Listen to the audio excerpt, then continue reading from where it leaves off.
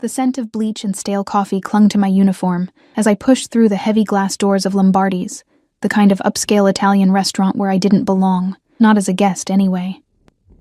My fingers ached from scrubbing pots for the past 6 hours, and my feet screamed inside the cheap flats that were falling apart at the seams. But I needed this job. Desperately.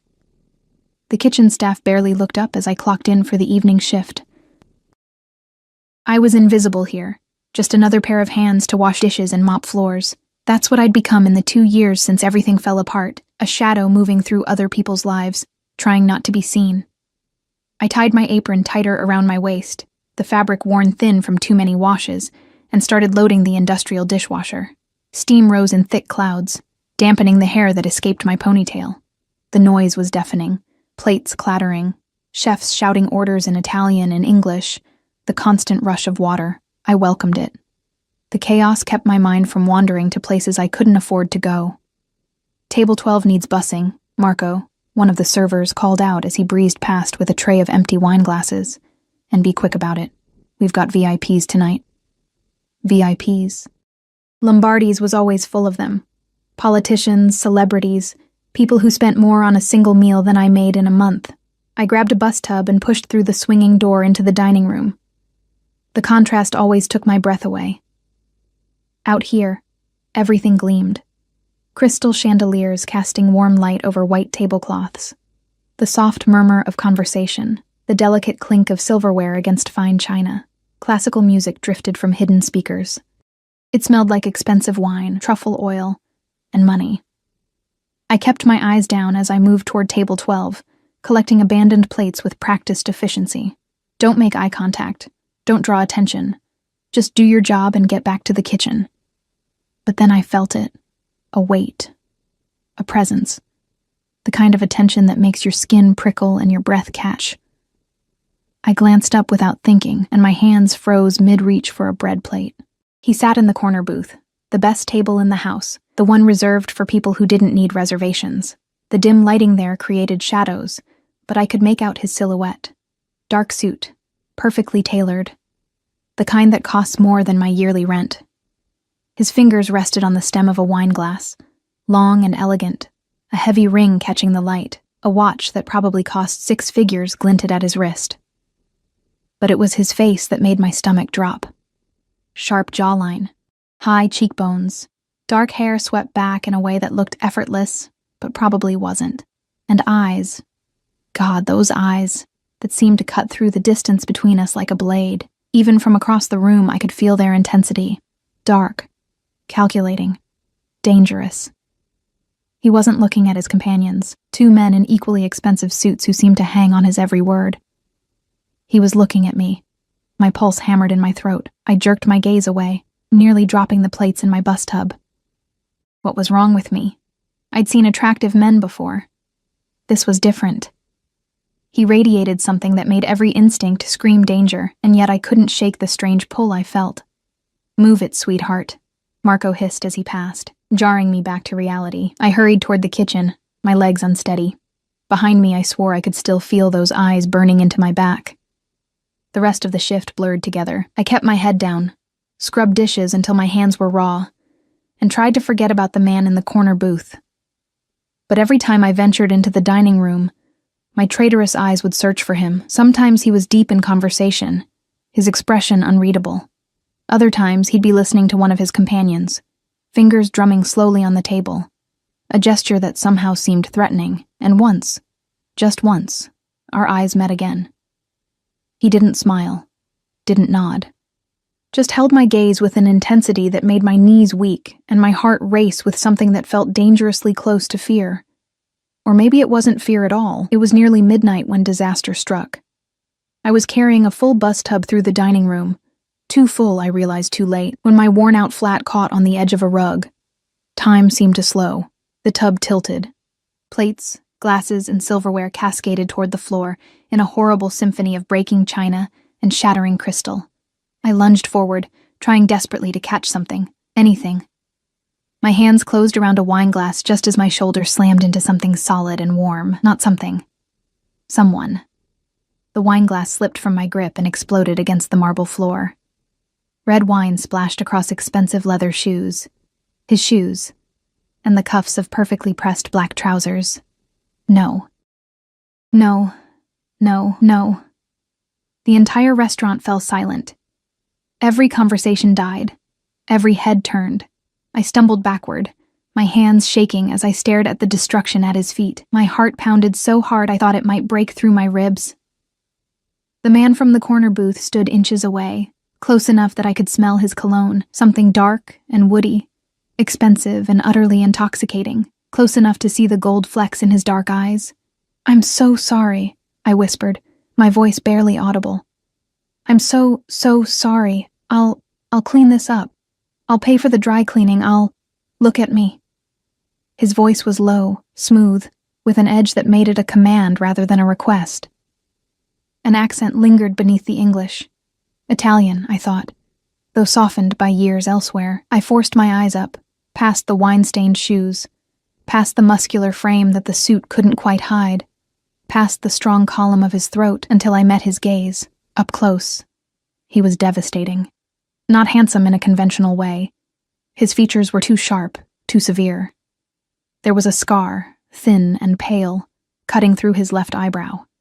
His nose looked like it had been broken at least once, but somehow these imperfections only made him more arresting, more dangerous. "What's your name?" he asked. My mouth went dry. Behind him, his two companions had stood, their hands moving to their jackets in a way that made my blood run cold. One of them spoke rapidly into a phone. The other watched me with cold, assessing eyes. "I asked you a question, Bellessa." The endearment sounded like a threat. "Lily," I managed. "Lily Morrison." Something flickered across his face. Recognition, maybe, or calculation. His eyes traveled over me slowly, taking in my stained uniform, my worn shoes, the purple shadows under my eyes that no amount of concealer could hide anymore. "You're afraid of me," he observed, his tone almost curious. I was. Terrified. But there was something else too, something I didn't want to name. "I'm sorry about your shoes," I said again, my voice stronger this time. "And your pants. I'll pay." He held up one hand, silencing me. The gesture was small, economical, but carried absolute authority. "Do you know who I am?" I shook my head. His lips curved into something that wasn't quite a smile. "Good." He reached into his jacket. I flinched involuntarily and pulled out a business card. Heavy cardstock. Black with silver lettering. He held it out to me. I stared at it, not taking it. Every instinct screamed at me to run. "Take it," he said softly. "You owe me new shoes, remember? We'll call it, even if you have dinner with me." "I can't," I blurted out. I'm nobody. I don't want to what?" His eyes darkened, the intensity ramping up another notch. "I think I know what I want, Lily Morrison." The way he said my name made something low in my stomach tighten. This was insane. I didn't know this man, didn't know why he was looking at me like I was the only person in the room, like he could see straight through all my carefully constructed walls to the broken parts underneath. Mr. Lombardi himself appeared then, wringing his hands, his face pale. "Mr. DeLuca, I am so sorry for this disruption. The girl will be fired immediately. Please, allow me to—" "No." The single word cut through the air like a knife. Mr. DeLuca. So that was his name. Didn't even look at Lombardi. His eyes stayed locked on mine. "She stays. And she takes the card." It wasn't a suggestion. With trembling fingers, I took the card. The paper felt expensive, weighty. I glanced down long enough to see a name, Dante DeLuca, and a phone number. Nothing else. "Tomorrow," he said, 8 o'clock. "I'll send a car." "I don't understand," I whispered. "Why?" For the first time, something almost human flickered across his face. Not kindness exactly, but something less cold. His hand reached out, slowly, giving me time to pull away, and his fingers brushed my cheek. The touch was feather light, but it sent electricity racing down my spine. "You're shaking," he observed.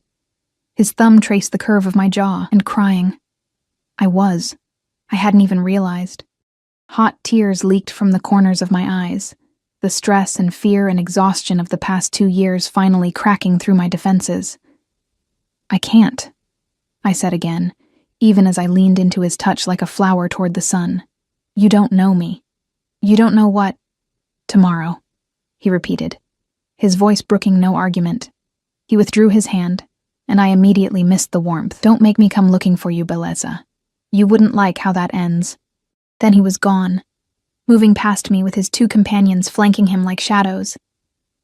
I watched them leave through the restaurant's front entrance where a black SUV with tinted windows waited. One of the men opened the door for him, scanning the street with sharp, professional eyes, before DeLuca slid into the back seat. The SUV pulled away, and only then did I realize I'd been holding my breath. I looked down at the card in my hand, at the elegant script of his name, Dante DeLuca. It sounded familiar, like something I should know, something hovering just at the edge of my memory. You stupid girl, Mr. Lombardi spat, making me jump. Do you have any idea who that was? Do you have any idea what you've done? I shook my head mutely. His face was red now, veins bulging at his temples. That's Dante DeLuca. He owns half this city, half the businesses, half the politicians, half the— He stopped abruptly, seeming to reconsider his words. You're lucky he found you amusing. Very lucky. Now clean up this mess and get out of my sight. I dropped to my knees, my hands shaking as I picked up shards of broken glass. Each piece felt sharp enough to cut, but I barely noticed. My mind was spinning, trying to process what had just happened. Dante DeLuca. The name echoed in my head as I worked, as I finished my shift in a daze, as I walked home through dark streets to my tiny apartment in a neighborhood where sirens wailed through the night. It wasn't until I was lying in bed, staring at the water-stained ceiling, that the memory clicked into place. 2 years ago, before everything fell apart, I'd seen that name in the newspaper. An article about organized crime, about families that controlled the city from the shadows. The DeLucas had been mentioned. An old family, powerful, dangerous, connected to everything from legitimate businesses to less savory enterprises. And I'd just spilled wine all over the shoes of the man who ran it all. The man who'd looked at me like he wanted to devour me, who'd touched my face with surprising gentleness, who'd demanded I have dinner with him tomorrow night. I pulled the covers up to my chin, suddenly cold despite the summer heat. The business card sat on my nightstand, its black surface gleaming in the streetlight filtering through my threadbare curtains. I should throw it away, should forget this ever happened, should run as far and as fast as I could. But even as I thought it, I knew I wouldn't, because for the first time in 2 years, someone had looked at me like I was visible, like I mattered.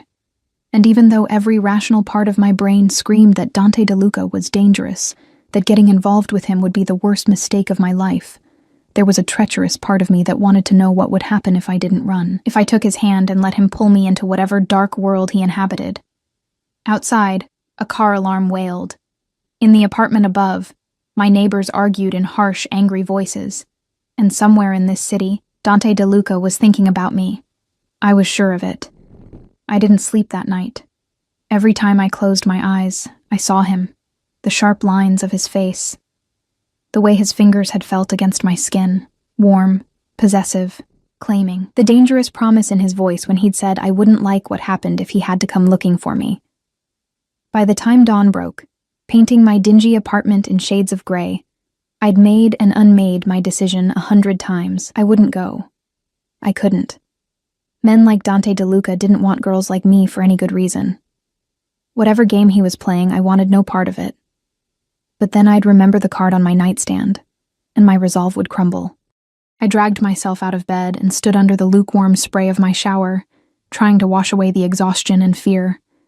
The water pressure was weak, sputtering like it might give out completely any moment, just another thing in my life that was broken and unfixable. My reflection in the foggy mirror showed a stranger. When had I gotten so thin? The bones in my shoulders jutted out sharply, and dark circles ringed my eyes like bruises. I looked haunted.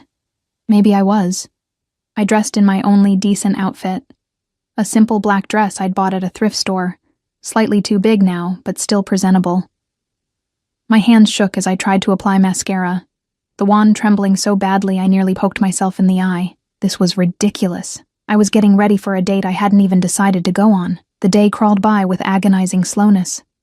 I had the morning shift at a diner across town, my second job, the one that barely covered groceries. The owner, Mrs. Chen, was kind enough not to ask why my eyes were bloodshot or why I jumped every time the door opened. "You okay, honey?" she asked around noon, her weathered face creased with concern. "Fine," I lied, forcing a smile. "Just tired." She patted my hand with her small, calloused one. "You work too hard. Young girl like you should be out having fun, not killing herself over 2 jobs. If only she knew. If only anyone knew the real reason I worked myself to the bone, why I lived in an apartment that should have been condemned, why I flinched at shadows and jumped at sudden noises." By 7 o'clock, I was back in my apartment, staring at that damned business card. My phone, an old model with a cracked screen, sat silent beside it. I could call, make an excuse, say I was sick, or that I'd changed my mind. But then what? Would he accept my refusal, or would he make good on his threat to come looking for me? The thought sent a shiver down my spine that wasn't entirely unpleasant, and I hated myself for it. At 7:45, a knock on my door nearly stopped my heart. I wasn't on the ground floor. Someone had to be buzzed in, which meant whoever was out there had either convinced my elderly neighbor, Mrs. Patterson, to let them in, or they'd simply walked past any security this building pretended to have. I approached the door on silent feet, my pulse thundering in my ears. Through the peephole, I saw a man in a black suit, not Dante. This one was older, built like a brick wall, with gray at his temples and a scar running down his left cheek. One of the men from last night. "Miss Morrison," he called through the door, his voice surprisingly gentle. "Mr. DeLuca sent me to escort you to dinner." "The car is waiting downstairs." I pressed my forehead against the door, breathing hard. This was real. This was actually happening. "Miss Morrison, I know you're there. Mr. DeLuca doesn't like to be kept waiting." The unspoken threat hung in the air. I could refuse, lock myself in, pretend none of this was happening. But somehow I knew it wouldn't matter. Dante DeLuca had decided he wanted me there, and men like him didn't take no for an answer. With trembling fingers, I unlocked the door. The man's expression softened slightly when he saw me. Up close, his face was lined with age and experience, his eyes a sharp gray that missed nothing. They swept over me quickly, assessing, cataloging, measuring threat levels like a trained professional. "I'm Marco," he said, extending a hand. "I head Mr. DeLuca's security detail.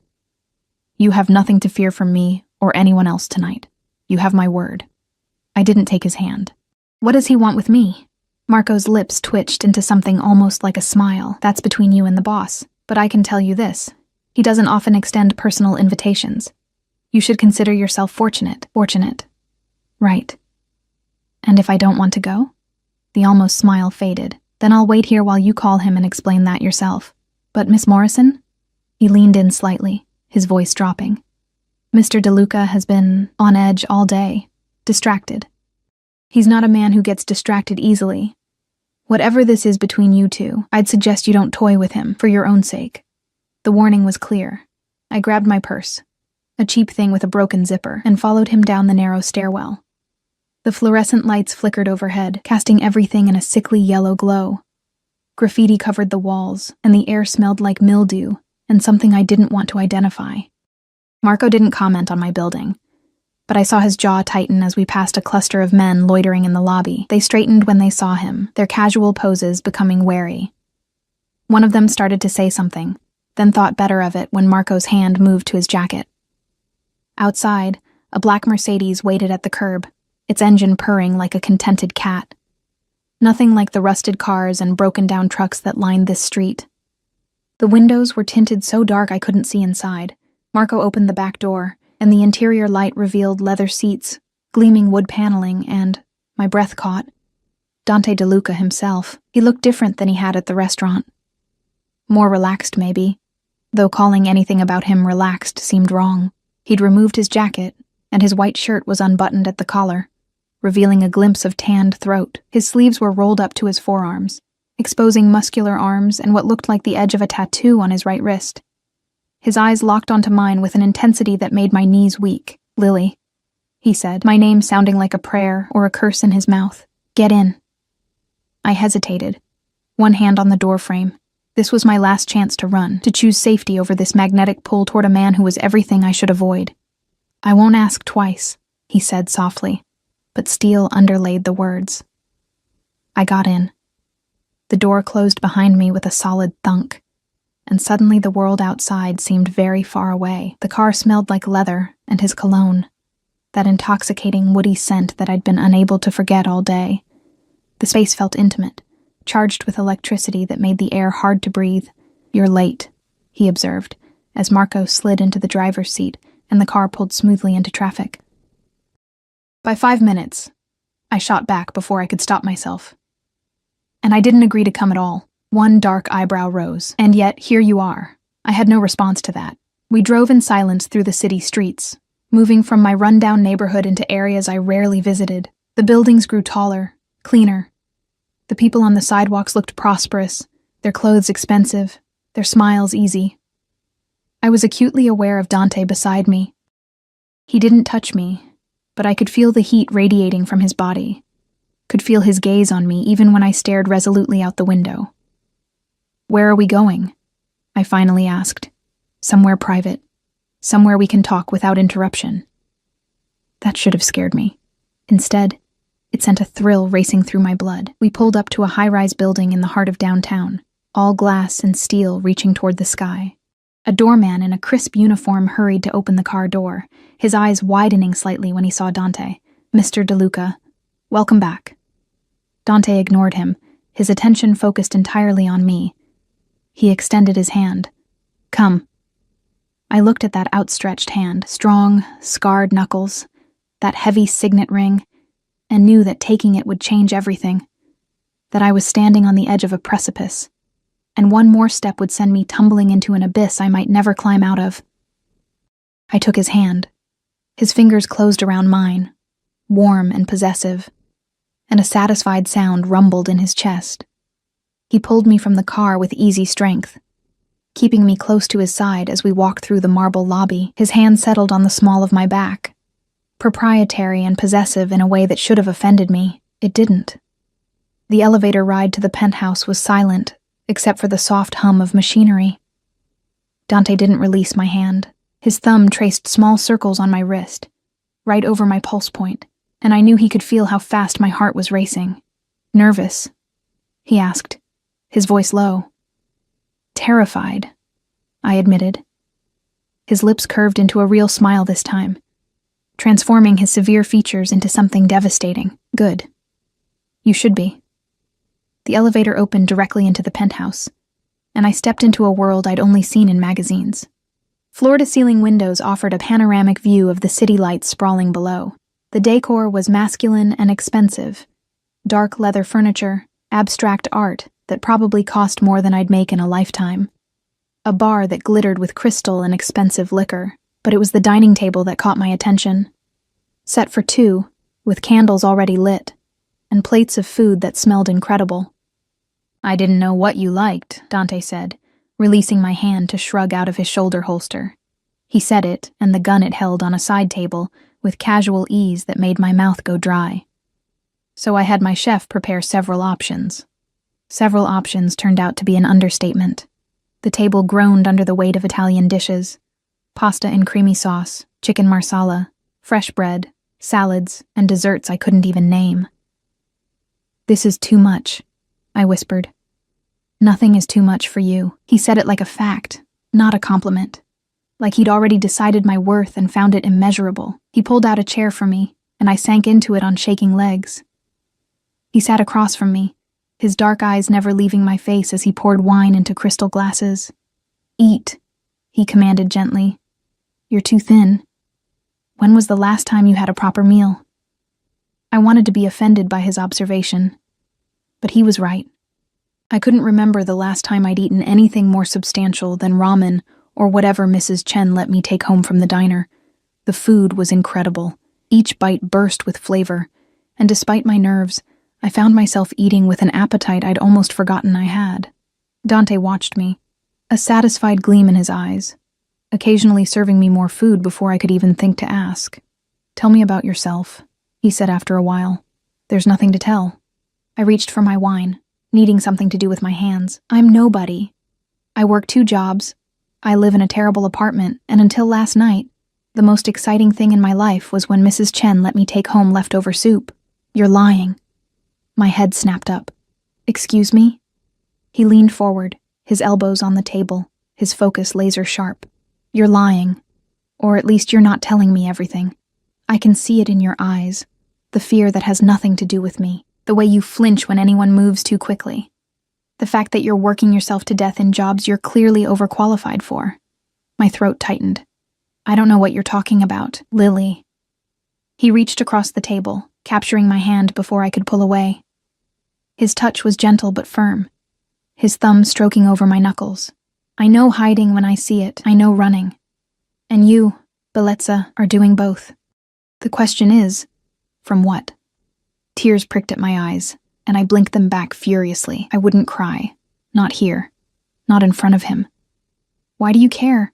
I challenged, my voice cracking. You don't know me. This whole thing is insane. You can't what? Want you? Claim you? His voice dropped to a dangerous purr. I did both the moment I saw you, and I protect what's mine. I'm not yours, I protested weakly. His smile was predatory. Not yet. But you will be.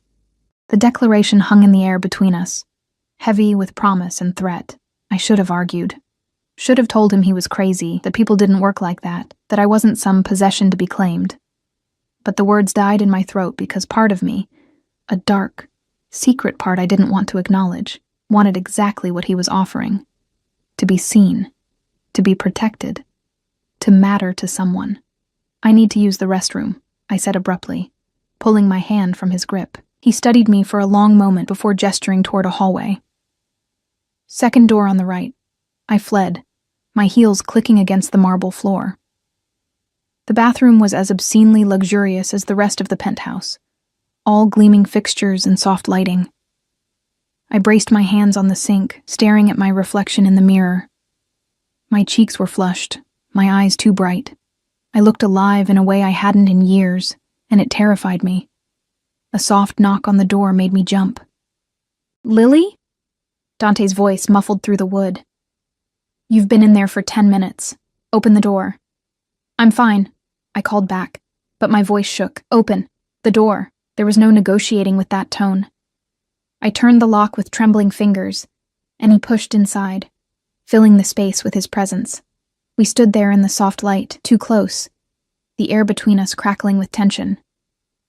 Talk to me, he said, his hands coming up to frame my face. The gesture was surprisingly tender for a man who radiated such danger. Tell me what you're running from. I can't, I whispered. If I tell you, I'll what? His thumbs traced my cheekbones, catching tears I hadn't realized were falling. Use it against you? Lily, look at me. I did. Those dark eyes held mine with an intensity that stole my breath. I am not a good man, he said quietly. I've done things that would make you sick. I've hurt people, destroyed lives, built an empire on blood and fear, but I protect what's mine. And the moment you spilled wine on my shoes, you became mine. So tell me, who made you cry?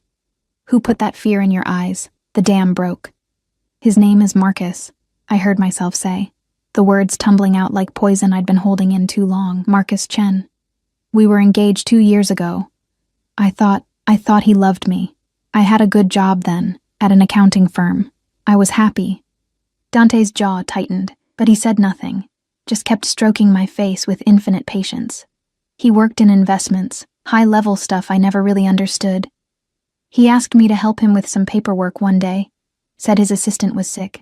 I signed some documents without really reading them. My voice cracked. I was stupid. So stupid. Turns out he'd been running a Ponzi scheme, and he'd forged my credentials to make it look like I was the accountant who'd approved everything. Bastard, Dante growled. By the time I figured out what he'd done, he'd disappeared. Took millions from his investors and vanished. The FBI came after me instead. They couldn't prove I was involved, but my reputation was destroyed. My firm fired me. No one would hire me. And Marcus... I choked on his name. Marcus left me a note saying thanks for being such an easy mark. Dante's hands had stilled on my face. When I dared to look at him, His expression was terrifying, cold rage barely contained beneath a civilized veneer. Where is he now? I don't know. No one knows. He's good at hiding, good at becoming someone else. I laughed bitterly. The FBI says if he ever surfaces, they'll find him, but it's been 2 years, and nothing. Give me 3 days, Dante said, his voice like steel wrapped in velvet. I'll find him. I'll bring him to you. And you can decide what happens to him. I stared at him, shock momentarily overriding everything else. You can't just... I can do whatever I want, Bellezza. That's what you don't understand yet. He leaned in, his forehead touching mine. You've been carrying this alone for 2 years, working yourself to death, hiding, living in fear that he might come back. That ends now. Why? The question came out as barely a whisper. Why do you care?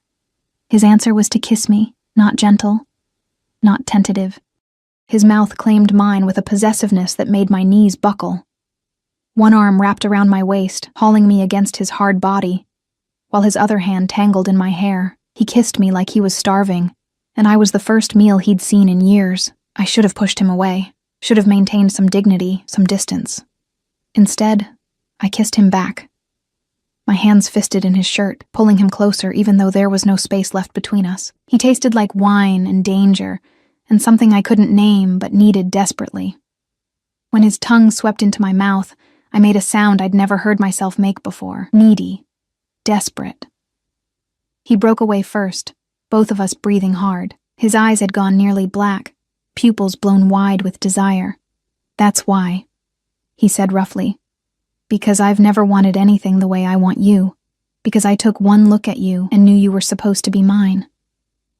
Call it insanity. Call it obsession. I don't care. You're not going back to that life, Lily. Not to those jobs, not to that apartment, not to hiding in fear. You can't just decide that, I protested. But it sounded weak even to my own ears. Watch me. He pulled his phone from his pocket and made a call, keeping me trapped against him with one arm. Marco. Send a team to Miss Morrison's apartment. I want everything she owns packed and moved to the spare bedroom here by morning. Everything. Clothes, photographs, documents, all of it. And I want 2 men stationed outside her building tonight. If anyone approaches her door, I want to know about it immediately. Dante, wait. I tried to interrupt, but he covered my mouth with his hand. Not roughly, but firmly enough to silence me. And Marco, run a full background check. I want to know everything about Marcus Chen. Last known locations, associates, bank records, everything. I want him found. He paused, listening. I don't care how many resources it takes. Find him. He ended the call and removed his hand from my mouth. You're insane, I said, my heart racing. You can't just... This is kidnapping. This is me protecting you. He cupped my face again, forcing me to meet his eyes. You can fight me on this. You can hate me for it. But you're not going back to that life. I won't allow it. You don't own me, I said.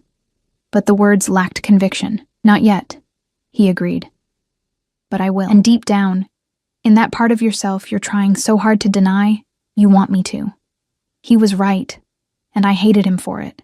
Hated how easily he could see through my defenses. Hated how much I wanted to lean into the safety he was offering, even though I knew men like him were more dangerous than anything Marcus had ever done to me. Come, he said, taking my hand and leading me back to the dining room. Finish your dinner. You need your strength. I followed because I didn't know what else to do. We ate in silence, but it wasn't uncomfortable anymore. It was charged, expectant, like the moment before a storm breaks.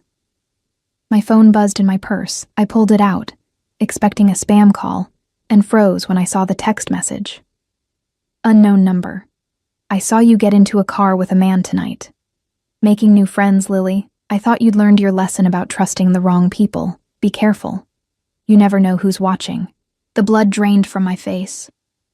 The phone slipped from my nerveless fingers and clattered onto the table. Dante snatched it up before I could react, his eyes scanning the message. His expression went from dangerous to absolutely lethal. How long has he been contacting you? His voice was deadly calm. He hasn't. I managed through numb lips. Not since he left. This is the first. Oh God, he's here. He's in the city. He's watching me. Dante was already on his phone again. Marco, we have a problem. Someone's been watching Miss Morrison's apartment. I'm sending you a screenshot. Trace this number. Now. He looked at me, and for the first time since I'd met him, I saw something almost like concern in his eyes. Has he ever threatened you physically? I shook my head. No. He's a coward. He manipulates. He steals, but he doesn't. I stopped, remembering. There was one time, right before he disappeared. I confronted him about some irregularities I'd found. He grabbed my wrist, squeezed hard enough to bruise, told me I should be more careful about asking questions I didn't want answers to. Dante's hand clenched into a fist on the table. And you thought you were safe working 2 jobs, living in that death trap of a building, walking home alone at night. I didn't have a choice, I shot back. Not everyone has your resources. Some of us have to survive however we can. You have a choice now. He stood, pulling me up with him. You're staying here tonight, and every night until I find this bastard and deal with him permanently. Deal with him? Dante, you can't just... Can't what? Kill him? He said it so matter-of-factly that my breath caught. He destroyed your life, stole from you, framed you, and now he's stalking you. Give me one good reason why he deserves to live. I couldn't. And that scared me almost as much as Marcus's text. I need to think, I said, pulling away from him. This is too much. It's all too much. Then think here, where you're safe. He gestured toward the windows, toward the city sprawling below. Do you see those lights, Lily? I control half of them. Businesses, politicians, police officers.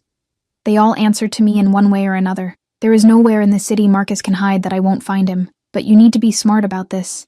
You need to let me protect you. And what do you get out of it? I challenged. Men like you don't do anything without expecting something in return. His smile was predatory. You're right. I want you. In my home, in my bed, in my life. I want to know everything about you. Every fear, every dream, every secret. I want to watch you come alive again. The way you were before Marcus broke you, and in return, I'll give you everything. Safety. Protection. Revenge if you want it. That's not a relationship, I whispered. That's possession. Yes, and you'll learn to crave it. My phone buzzed again. Another text from the unknown number. He's very protective, your new friend. Very possessive. I wonder if he knows what he's getting into. You always were good at manipulating men, Lily. It's almost impressive. Rage, hot and fierce, flooded through me. He's trying to make me doubt you, trying to make you doubt me. It won't work. Dante took the phone and turned it off completely. Nothing he says will change what I know. What I see when I look at you. And what do you see? I asked, desperately needing to know. He moved closer, backing me against the window. The city lights glittered behind me, making me feel suspended between earth and sky. His hands bracketed my waist, caging me in. I see a survivor, he said quietly. Someone who's been knocked down and got back up. Someone strong enough to rebuild her life from nothing, even when the world turned its back on her. I see beauty that isn't just physical, though you are beautiful, Bellezza, more than you know. I see someone worthy of protection, of devotion, of everything I have to give. Tears streamed down my face, and this time I didn't try to hide them. Stop hiding your tears, he said, his voice going dark and soft. He won't touch you while I'm here. He won't touch you ever again. I promise you that. And somehow, impossibly, I believed him. I woke to sunlight streaming through floor-to-ceiling windows, and the disorienting realization that I wasn't in my apartment. The bed beneath me was enormous, the sheets softer than anything I'd ever felt. And for one blissful moment, I forgot where I was. Then memory crashed back, Marcus's text, Dante's promise, the way he'd held me after I'd finally stopped crying, carrying me to this bedroom like I weighed nothing, staying until I fell asleep in the chair beside the bed. I sat up, finding myself still in my black dress from last night. Someone, Dante probably, had removed my shoes and covered me with a blanket. The room was elegant but impersonal, clearly a guest space, though the view of the city was breathtaking. A soft knock preceded the door opening. A woman in her 50s entered, carrying a tray of coffee and pastries. Her hair was pulled back in a neat bun, her expression warm but professional. "Good morning, Miss Morrison," I'm Elena, Mr. DeLuca's housekeeper. He asked me to bring you breakfast and let you know your things arrived this morning. I've unpacked everything in the closet. She set the tray on the bedside table. He's in a meeting but said to tell you he'll be back by noon. Thank you, I managed, my voice rough from sleep and tears. Elena smiled gently. The bathroom is through that door. Take your time. You're safe here. After she left, I sat staring at the coffee, trying to process the fact that my entire life had been packed up and moved without my consent. I should be furious. Should demand to go back to my apartment, to my independence, to the life I'd scraped together. Instead, I felt relieved. The shower was another exercise in luxury. Multiple jets, perfect water pressure, expensive products that smelled like heaven. I stood under the hot spray for a long time, letting it wash away the grime and fear of the past 2 years. When I finally emerged, wrapped in a robe that probably cost more than my monthly rent, I found the closet Elena had mentioned. She hadn't been exaggerating. Everything I owned was there, looking shabby and worn against the elegant space. My few items of clothing hung beside empty expanses of rack. My cheap shoes were lined up on shelves clearly meant for many more. I dressed in jeans and a sweater, the most comfortable things I owned, and ventured out of the bedroom. The penthouse looked different in daylight. Still impressive, but less intimidating. I found my way to the kitchen, a chef's dream of stainless steel and marble, where Elena was preparing lunch. Can I help? I asked, feeling useless. She gave me an appraising look. Can you chop vegetables? For the next hour, I lost myself in the simple rhythm of cooking. Elena was easy to talk to, asking no prying questions, just letting me exist in the normalcy of preparing food. She told me about her 3 daughters. Her husband, who'd passed away 5 years ago, how Dante had given her this job when no one else would hire a woman her age. He's not what people think, she said quietly as we worked. He's done terrible things, yes. But he has honor, loyalty. He protects the people who matter to him. And what am I? I asked. To him? Elena's smile was knowing. You'll have to ask him that yourself. But I've worked for Mr. DeLuca for 15 years, and I've never seen him look at anyone the way he looks at you. The door to the penthouse opened, and my heart jumped. Dante strode in, flanked by Marco and another man I didn't recognize. He'd changed into a fresh suit, charcoal gray that made his dark eyes even more intense. Those eyes found me immediately, scanning me head to toe as if checking for injuries. Leave us, he said to his men without looking away from me. They filed out silently. Elena gave my shoulder a gentle squeeze, before disappearing as well. And then we were alone. You slept well? He asked, moving closer. Yes. Thank you for... I gestured vaguely at the bedroom. For not taking advantage of you while you were vulnerable. His lips quirked. I'm many things, Lily, but I don't need to force women into my bed. When you come to me, it will be because you want to. Because you're begging for it. Heat flooded my cheeks. Confident, aren't you? Realistic. He reached out, tucking a damp strand of hair behind my ear. We found Marcus. My breath caught. What? How? It's only been 12 hours. I told you, I have resources. He pulled out his phone, showing me a photograph. He's been living in Atlantic City under the name Michael Chang. Different look, bleached hair, contacts, put on weight. But it's him. I stared at the image. He was right. Despite the changes, I could see Marcus in the shape of the eyes, the set of the jaw. My stomach churned with a mixture of rage and nausea. What do you want me to do with him? Dante asked, his voice carefully neutral. I don't understand. He hurt you, destroyed your life. What do you want as payment for that? His eyes darkened. I can make him disappear. I can make him wish he'd never been born. Or I can bring him to you, let you confront him. Your choice. And the power in that offer was dizzying. For 2 years, I'd been powerless, a victim of Marcus's schemes. Now Dante was offering me control over my tormentor's fate. I want to see him, I said, surprising myself with the steadiness of my voice. I want him to know I survived, that he didn't break me. Dante's smile was terrifying and beautiful. Then you'll have that. But Lily... His hand cupped my face. Once we do this, there's no going back. You'll be deeper in my world, exposed to things you can't unsee. Are you sure? I thought about my apartment, about working myself to exhaustion, About jumping at shadows and living in constant fear. About Marcus sending that text, thinking he still had power over me. I'm sure. Good. He pulled me against him, his arms wrapping around me with possessive strength. Marco's team will bring him here tonight. Until then, you stay close to me. I have work. I protested weakly. Not anymore. I called both your employers this morning, told them you wouldn't be returning. I pushed back, anger flaring. You can't just... I can, and I did. His tone brooked no argument. You're under my protection now. That means you don't serve food to strangers. You don't wash dishes in a restaurant kitchen. You don't walk through dangerous neighborhoods at 3 a.m.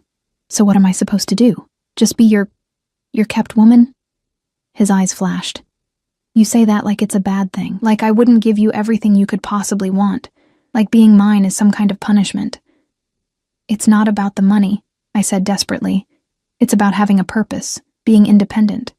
I can't just sit around your penthouse all day like some... Then find a new purpose. He released me, running a hand through his hair in a rare show of frustration. Go back to school. Start a business. Do whatever you want, with whatever resources you need. But you don't work those jobs anymore. I won't allow it. You don't get to allow or disallow anything in my life, I snapped. I'm not your property. Aren't you? He advanced on me, backing me against the kitchen counter. You slept in my home. You're wearing clothes I'll replace with better ones. You ate food I provided. You're breathing easy for the first time in 2 years because I'm handling the man who terrorized you. Tell me, Belitza. If you're not mine, then whose are you? I had no answer. He was right, and I hated it. I'm scared, I whispered finally, the admission costing me. I'm scared of what you make me feel, of how much I want this. Want you when I barely know you. You're dangerous, Dante. You admitted as much. And I've already been destroyed by one man I trusted. His expression softened marginally. Marcus was a coward who preyed on your goodness. I'm giving you a choice. Stay with me. Let me protect you. Let yourself feel again. Or walk away. But if you walk away, you do it now, before this goes any further. And Marcus? I'll handle him regardless. That's not contingent on your decision about us. His hand came up to trace my jaw. But I think you already know what you're going to choose. He was right again. I'd known since last night, maybe since the moment in the restaurant when his eyes locked on mine, and I'd felt that dangerous pull. One condition, I said, my voice shaking. No more decisions about my life without asking me first. We discuss things. You don't just decree them. A smile played at his lips. I can agree to that. Most of the time. Dante? Fine. All of the time. Unless your safety is involved, and then I reserve the right to do whatever necessary. He leaned in, his breath warm against my ear. Is that acceptable, Belitza? I suppose it'll have to be. His phone buzzed. He glanced at it, his expression hardening. They've secured him. He'll be here in 2 hours. My stomach dropped. I don't know if I can do this. Yes, you can. And I'll be with you the entire time. He pulled me close again, and I let myself lean into his strength. He can't hurt you anymore, Lily. I won't let him. The next 2 hours passed in a blur. Dante made calls, gave orders in rapid Italian to people I couldn't see. Elena brought me tea I couldn't drink. Marco appeared with 2 other men, all of them armed, all of them moving with military precision to prepare the penthouse for whatever was about to happen. I sat on the couch, watching the city below, trying to prepare myself. 2 years of anger and fear churned in my stomach. 2 years of questions I'd never gotten to ask. Dante sat beside me, his hand covering mine. You don't have to say anything to him if you don't want to. Just seeing you thriving despite what he did, that might be punishment enough. But I wanted more than that. I wanted answers. When the elevator opened, my heart nearly stopped. Marco entered first, followed by 2 men hauling a third between them. Marcus. Older, different looking, but unmistakably him. They'd tied his hands, and there was a bruise forming on his jaw. His eyes were wild with fear. Those eyes found me, and he went very still. Lily? His voice was hoarse. What, how? Hello, Marcus. I was surprised by how steady my voice sounded. How cold I felt, looking at the man who'd destroyed everything. Or should I call you Michael? I can explain. He started, the familiar charm creeping into his voice. If you'll just listen, "Shut up," Dante said quietly. But the command in his voice made Marcus's jaw snap closed. "You speak when she gives you permission. You breathe when she allows it. Understand?" Marcus's eyes darted between us, calculation working behind them. "So, you found yourself a new mark. I have to hand it to you, Lily. You've traded up. Though I wonder if he knows what you're really like." Dante moved faster than I could track. One moment he was beside me. The next, his fist connected with Marcus's face with a sickening crunch. Marcus went down hard, blood streaming from his nose. I said, "Shut up." Dante's voice was terrifyingly calm as he stood over Marcus. "The lady didn't give you permission to speak. Try again."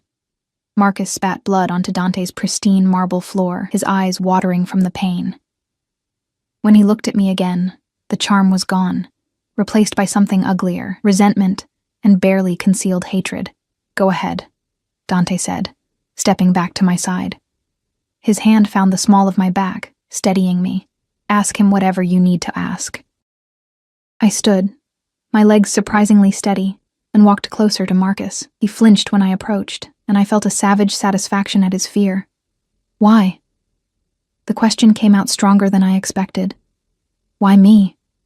Was I just convenient, or was ruining my life part of the plan all along?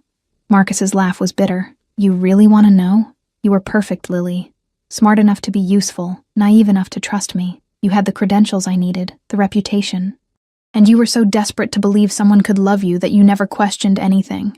Each word was designed to wound, but I felt nothing. 2 years of surviving had armored me against his poison. "The money," I continued. "Where is it?" "Gone. Spent. Invested in ventures that didn't pan out." He shrugged, the gesture hampered by his bound hands. "Easy come, easy go. And the people you stole from? The retirees who lost their savings? The families you destroyed?" My voice rose despite my attempts to control it.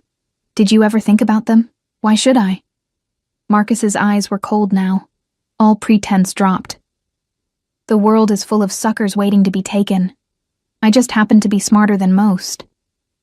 "You're not smart," I said quietly. "You're a coward. You prey on people who trust you because you know you could never succeed on your own merit. You're pathetic." Something shifted in Marcus's expression, a flash of genuine rage beneath the fear. "You think you're better than me now? Look at yourself, Lily. You've just traded one con man for another. You think he's different?" He jerked his head toward Dante. "He's worse than I ever was. At least I never pretended to be anything but what I am. The difference," Dante said, his voice like ice, "is that I protect what's mine. You destroy it. And Lily is mine now." "For how long?" Marcus sneered. "Until he gets bored? Until you become inconvenient? Men like him don't keep women like you around for—" He didn't finish. Dante's hand was around his throat, lifting him off the ground with terrifying ease. Marcus's face turned purple, his bound hands clawing uselessly at Dante's arm. "Dante," I said softly. "Don't." He held Marcus there for another few seconds, long enough to make his point, before dropping him. Marcus collapsed, gasping and coughing. "Thank you for that," I said to Dante, surprising myself. "But I'm done with him. I got my answers." "What do you want me to do with him?" I looked down at Marcus, wheezing on the floor, and felt nothing but contempt. Killing him would make him a martyr in his own mind.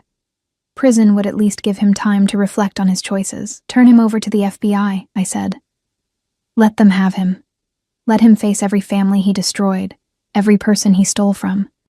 Let him spend the next 20 years in a cell, knowing I'm out here living my life while he rots." Dante's smile was proud. "As you wish." He gestured to Marco, who moved forward with his men. "Take him to the federal building. Anonymous tip. Make sure they find all the evidence they need to put him away forever." As they dragged Marcus toward the elevator, he tried one last time. "This isn't over, Lily. You can't just—" The elevator doors closed, cutting off his protests, and just like that, it was done.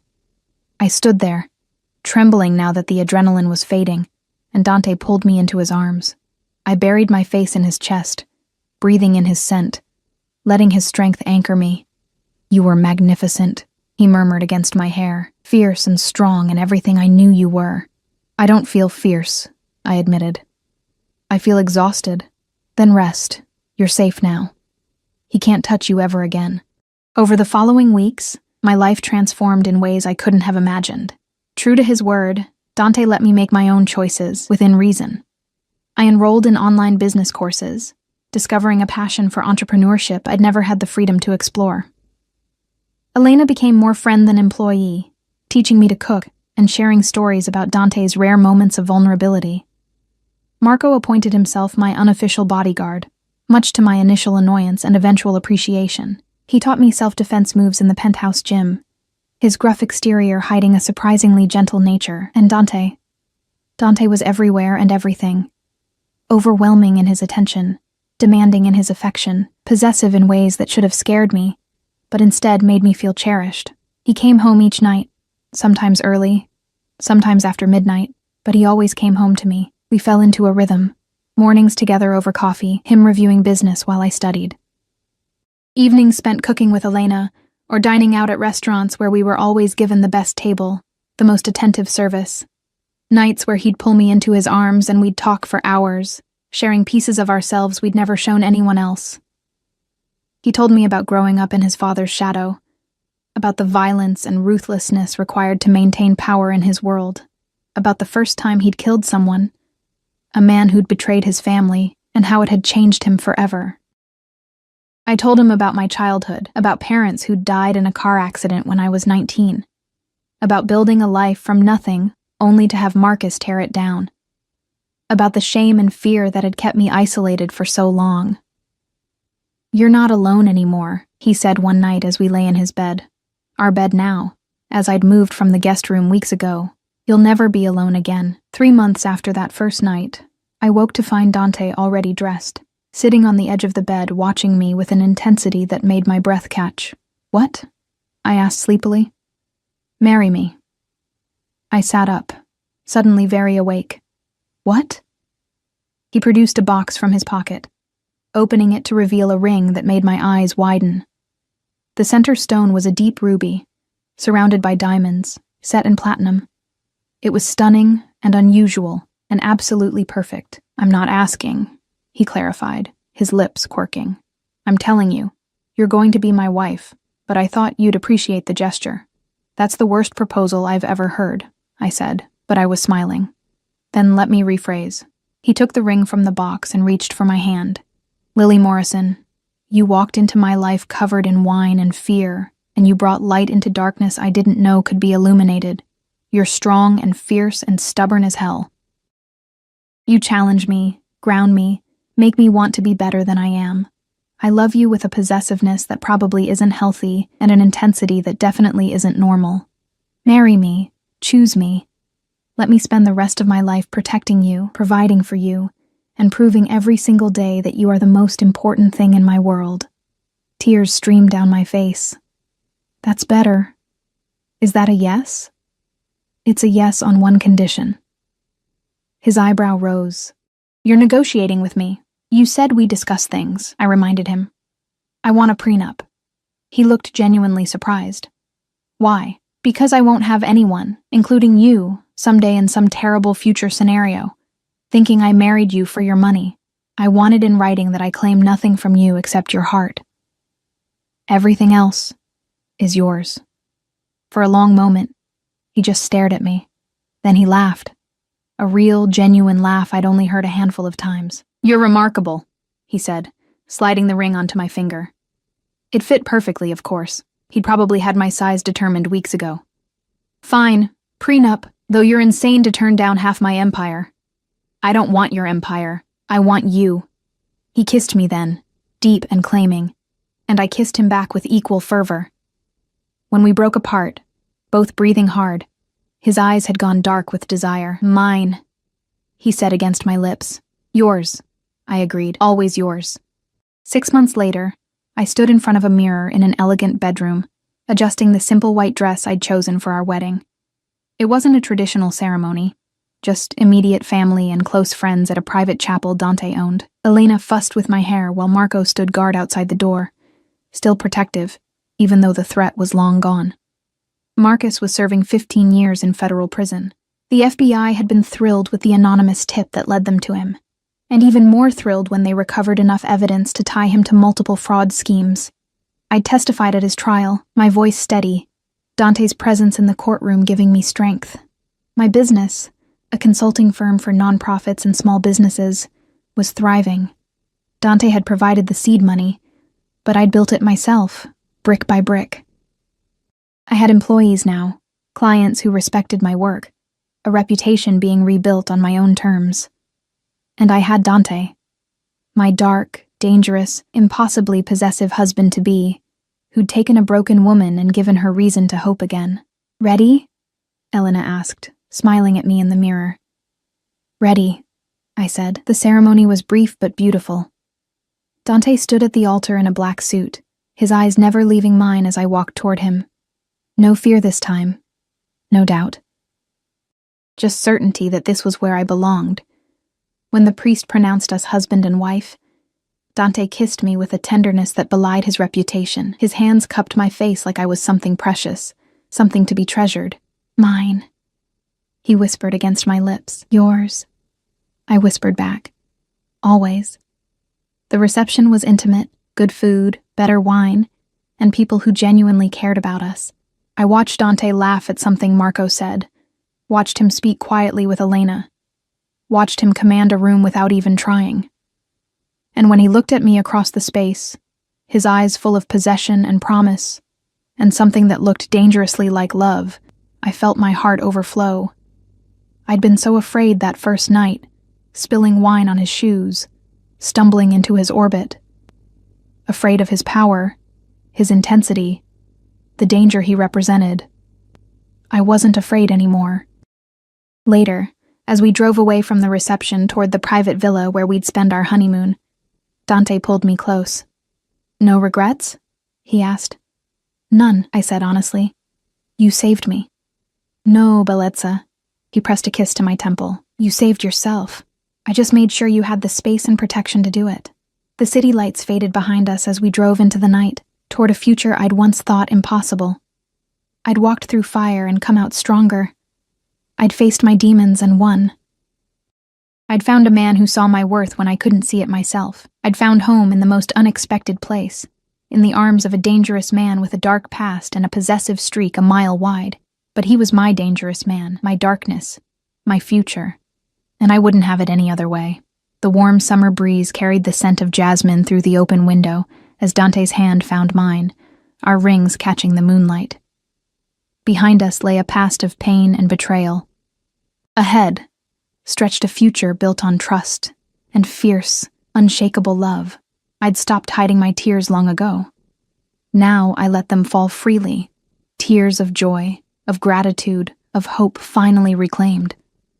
And in the darkness beside me, Dante smiled, his grip on my hand tightening just enough to remind me that I was his. He was mine, and nothing would ever come between us again.